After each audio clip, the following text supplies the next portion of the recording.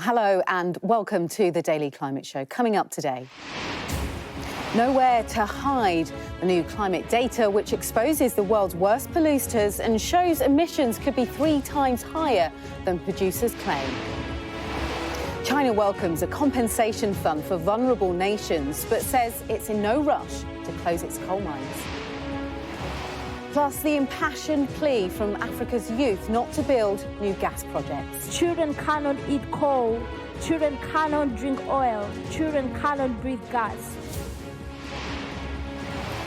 And as COP hosts Egypt's pump more money into green hydrogen, we consider if it could be the fuel of the future.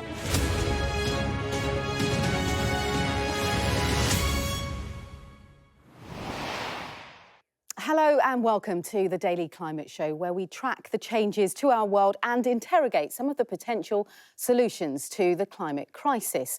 Now, one solution to measuring climate change more accurately was proposed today by the former US Vice President Al Gore. Now, he was speaking at the COP27 Climate Summit in Egypt about a new global research coalition he's part of called Climate Trace, which aims to expose the world's worst pollution hotspots. So Climate Trace uses satellite imagery and AI to build data on emissions from across the world. Now, their data suggests emissions from oil and gas production are significantly underreported and could be up to 3 times higher than producers claim. Now, that's concerning because oil and gas production fields make up half of the 50 largest sources of greenhouse gases. Well, here was Mr. Gore laying out the scale of the problem and how Climate Trace could help. We are causing the climate crisis by spewing 162 million tons of man-made global warming pollution into that thin shell of atmosphere around our planet every day as if it's an open sewer. It is not an open sewer. It is a very thin shell. If you could drive an automobile straight up in the air from the ground, you would get to the top of that blue line in about 5 to 7 minutes. We found last year, shockingly, that oil and gas production emissions were about double what they had reported to the United Nations with new data on the flaring and the methane leaks. We now estimate that the actual emissions are likely 3 times higher than what they have reported. This is the self-reported CO2 equivalent emissions. That includes CO2 and methane. This is what the actual measurements show. This is really shocking. Well, the new research tool was welcomed by the UN Secretary-General, who said it would leave nowhere to hide for those nations most guilty of polluting the planet. Many significant sources of emissions are not yet on our radar in real time. And that is where this initiative comes in. You are making it more difficult to greenwash or, to be more clear, to cheat. Our climate change and energy correspondent Hannah Thomas-Peter joins me from COP27 in Egypt. Welcome, Hannah.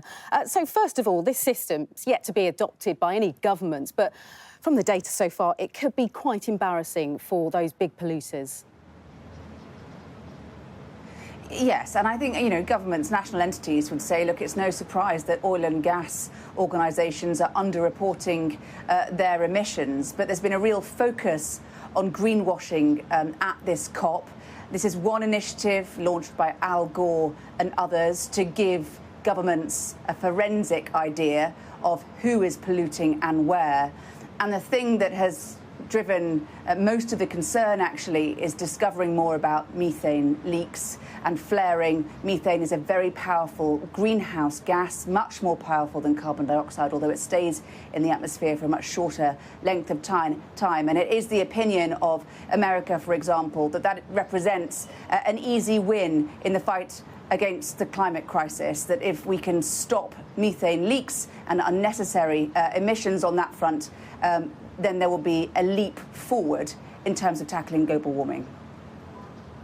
OK, Hannah, thank you. We will have more from Hannah shortly, but China is the world's biggest polluter. But today, its climate envoy said the country will be willing to pay into a loss and damage fund to help compensate those most affected by climate change. Now, there's a crucial caveat, though. China says it won't close its coal power stations until renewable alternatives are fully in place to provide power to its population of 1.4 billion.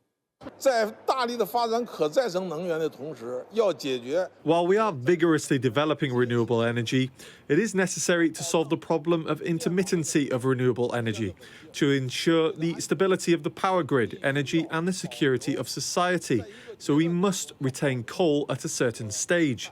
You ask if China's coal production increased. We're building some new coal-fired plants, but they are the most efficient coal plants in the world. OK, let's go back to our climate change and energy correspondent, Hannah Thomas-Peter. So, Hannah, what do you think this says about China's commitments to decarbonise? Well, there are some real concerns about China. Obviously, there has been for a long time. It is the world's second largest economy, but the biggest polluter, responsible for some 30% of greenhouse gas emissions, and 85% of its energy mix actually comes from fossil fuels.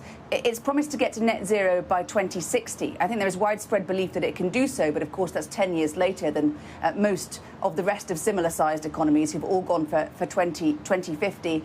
And the other thing that's giving people worries, particularly climate diplomats behind the scenes, is that ever since House Speaker Nancy Pelosi visited Taiwan, the very hard-won but quite fragile cooperation between the US and China on the climate crisis has disintegrated a bit, and John Kerry has not really been in full contact, at least not publicly, with his Chinese counterpart.